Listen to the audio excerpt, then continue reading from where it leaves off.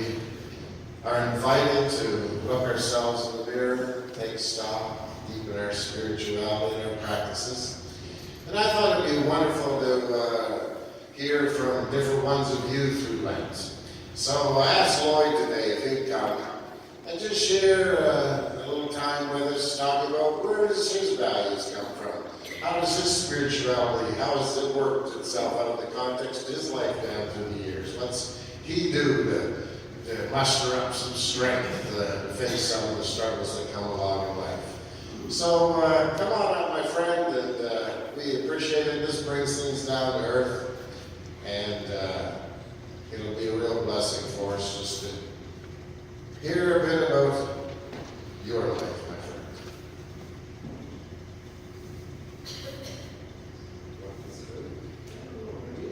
Probably I need to do it. Well, you're up here, though. Yeah, okay. Take your place there. So go on over the phone there, and they'll hear you better. I think I know you have it. There. So this something. Anyway, it's not a subject that I talk about, but when Paul asked me to do it, pretty hard to refuse him. So anyway, I'll do the best I can. I thought I'd just start off by giving you a little background of myself,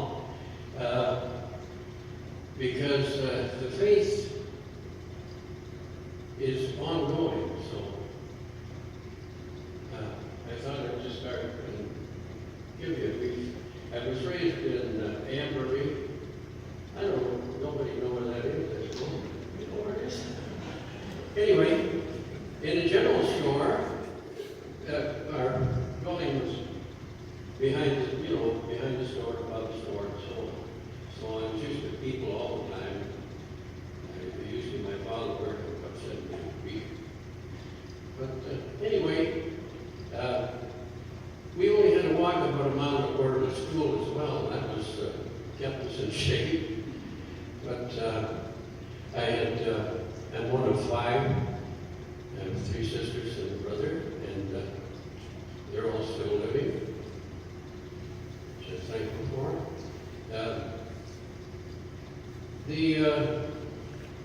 I'd just like to talk a little bit about when I started high school. We lived in the country, so I stayed in Ripley. Have you heard of Ripley? Anyway, I stayed with my cousin who was had a little business there, and he and I just looked after ourselves in this little apartment. Funny, just this last week, it was above the Royal Bank, and just last week I noticed in the news that they tore it down. Anyway, when I went to high school, I wasn't too attentive. I wasn't the greatest student in the world, but I had some distractions. I played a little bit of trumpet, and a gentleman I knew asked me to play in the band, so that didn't help me along through school too much.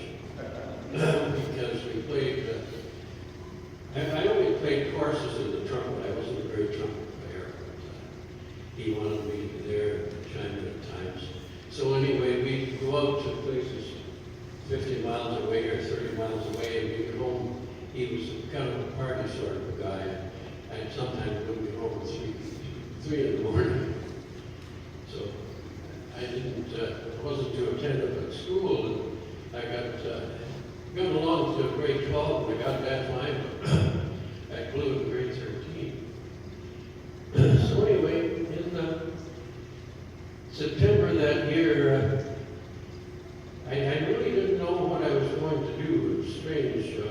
I was always a bit of a salesman, but my sister lived in London, and so excuse me, she said I could down to London with her.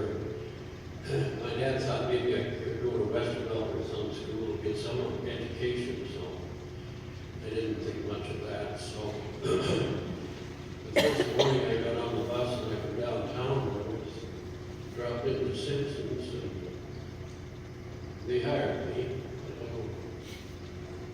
No wonder it was $22 a week plus commission, I think. But anyway, I only had the one interview, so I worked there for, that was in September, and Cheryl and I got married in December. So she came down to London. I should tell you a little bit about that too, because I remember we didn't have any money, and I said, I don't think I'll get a new suit, but I decided to get a new suit. So it left me with about $10 in the bank. Can you imagine? Anyway, we got married, and I took a couple days off and come back to work, and I was working at Simpsons, and she got a job in London Life, and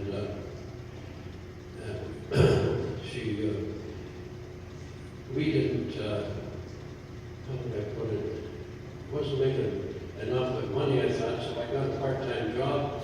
My part-time job was selling cemetery lots for MGA. A strange thing, but you wouldn't think it was satisfying, but everyone I sold to, they felt good at it after they did it. But, so that lasted for a while, and then I decided to quit Simpsons and get a job selling. So I sold stainless steel cookware for, I don't know, for a couple of years, I guess. And there again, I enjoyed that because the people, I'm sure the people who bought it, they still got it. We've been there for 68 years and we're still using it. So anyway, I worked at that for a while. Then the night work was it I didn't like. So I got a job selling confectionery for Cahill in London here. And that didn't, it wasn't successful, so I hope I'm not breaking up too much with this. But anyway, he was going broke, so he offered to sell us these trucks. We didn't have a truck. So I like to tell you this story because this is where the faith comes in. He wanted $600 for the truck.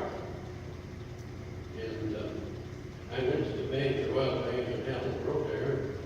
I had been the treasurer of our Healer Club at the church, so that's the only dealings I had with the bank. So I went in and asked the manager for $600 with the truck, and he said, "Have you got any money?" And I said, "No, but I have no debts." Anyway, for some reason he did it. And that's how it started. That was 1955. So we got going fine with the business and grew it. And I remember all of a sudden we had a lot of potato chips at the time. We had confectionery, we had other things, but our main thing was selling potato chips, and all of a sudden I lost that. They took it away and put their own trucks on. But anyway, I remember sitting in church, and I thought, how ridiculous we're going to manage. But how would I put it? My faith, but it's more like a guidance. I just felt like I'd been guided way through. Thank you.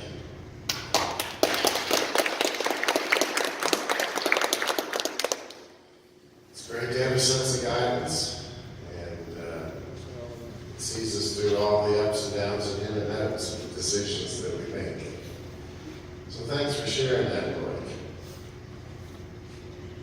Our scripture reading today talks about faith, and it lays out some of the basic spiritual practices that help us to buck up in rough times.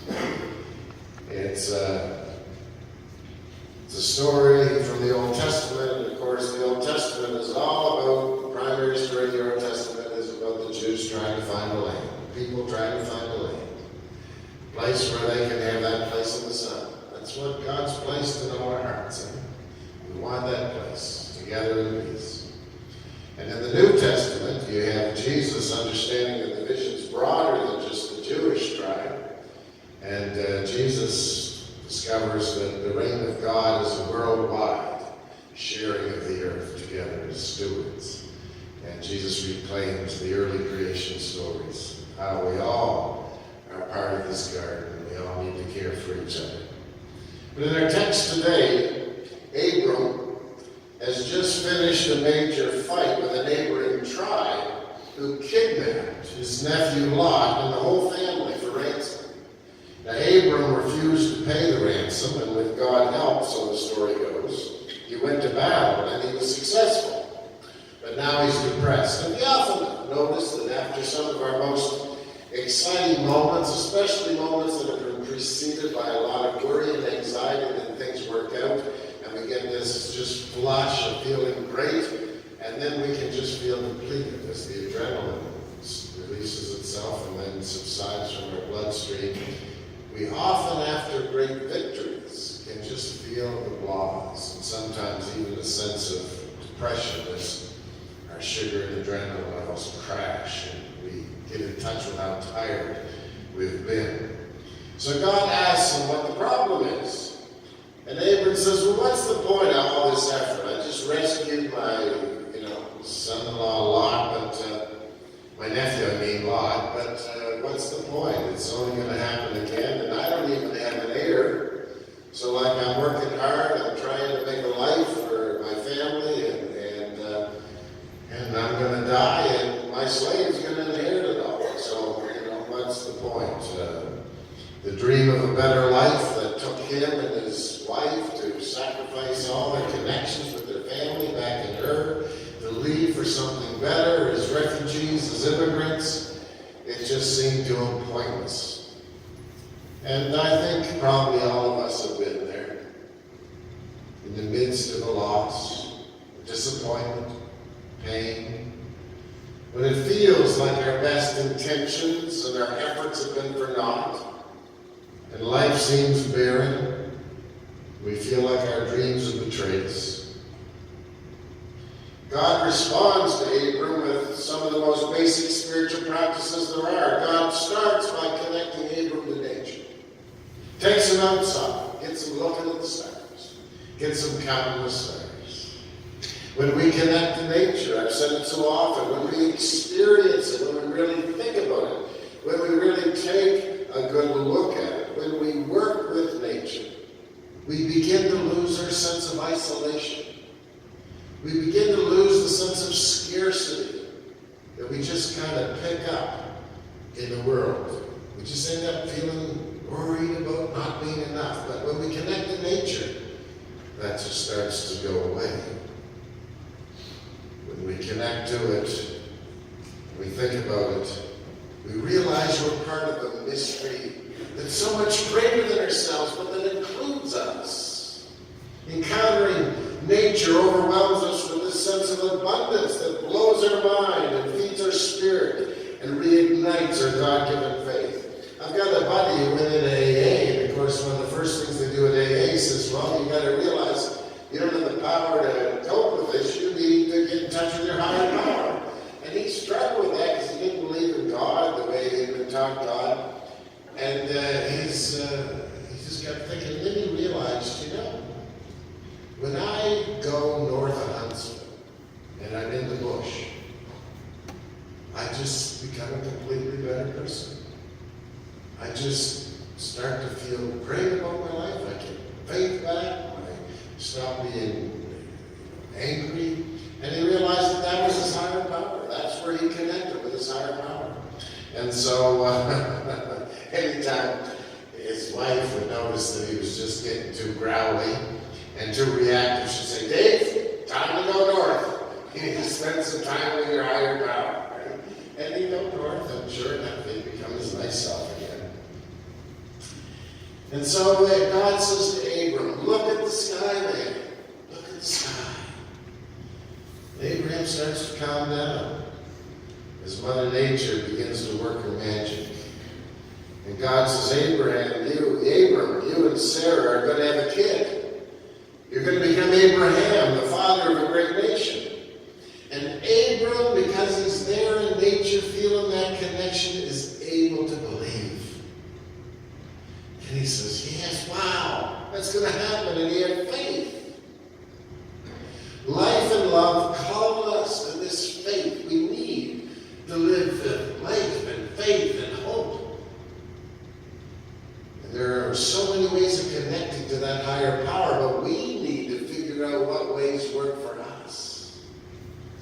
Believing in our higher power gives us more faith because we realize that that force that created us sustains us and will always be with us. We need faith to be our best selves because life is tough as well as beautiful. Abram says, that's amazing that Sarah and I are going to have a family of our own. But what about all the tribes around here that don't want to share and will take everything we have? So at this point, God utilizes another great spiritual practice. God begins to prepare a big, juicy, nurturing, delicious meal. We call it mixed grill. God says, Abram, bring me a young cow, a young goat, a young ox, and a couple of birds. Then God has him split the cow, the goat, the ox in half, put them on the grill along with the two birds. Then God pauses to tell Abram what's ahead. God says, I got some good news and some bad news. Abram says, okay, give it to me. The good news is that your ancestors are going to find their place in the sun. They're going to finally have a place of their own where they'll be able to build their own homes and be able to plant their own fig trees, and there'll be peace long enough for those trees to grow up, and they'll be able to sit under the shade of their own trees and enjoy what they've labored for. And Abram says, the bad news? The bad news is that before this happens, your ancestors are going to be slaves for 400 years. Remember that these stories were written later to remind the folks about what their ancestors had been through. This was a tough thing for Abram to hear, so God utilized another basic spiritual principle and put him to bed. Caused him to go to sleep. Sometimes when life looks impossible, the best thing you can do is go to bed. But Abraham internalized so much worry that he was tossing and turning in his sleep and he actually had nightmares. But by then the meat was perfectly roasted, and so God woke up Abraham, and Abraham saw the meal sizzling perfectly, and he realized how hungry he was, and God fed him. And then as Abraham began to feel relaxed and better about life and stronger, God said to him, listen, whatever happens, I'll be with you. I will be with your ancestors. That's my promise. We'll work it out together. Time connecting with God and nature, the God of the universe.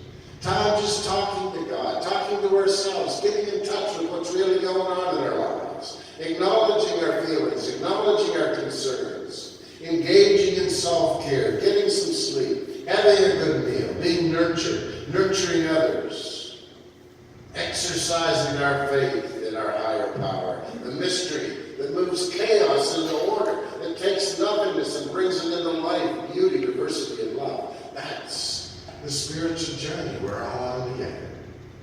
Because we need faith.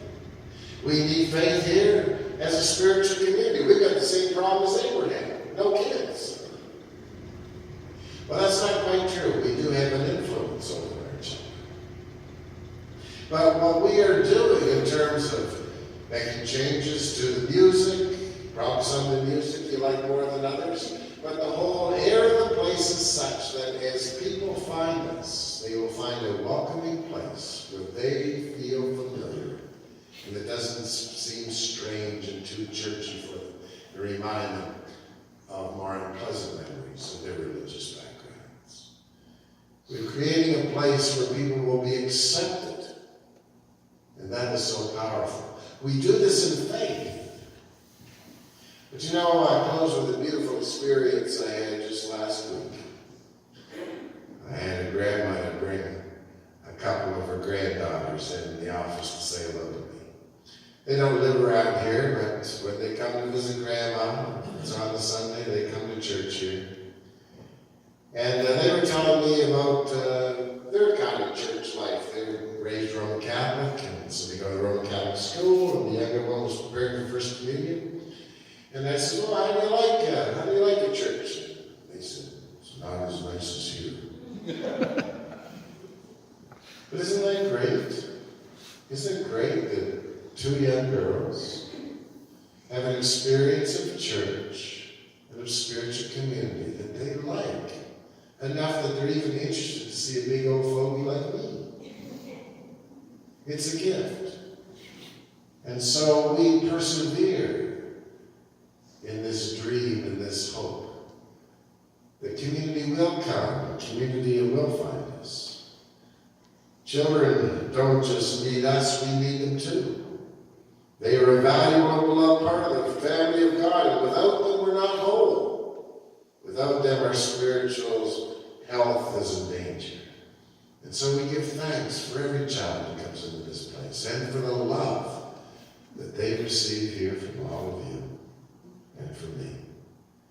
All a part of our faithfulness, allowing God in spirit to do something for us that we can't really expect to know about now, just as God did for Abram and Sarah.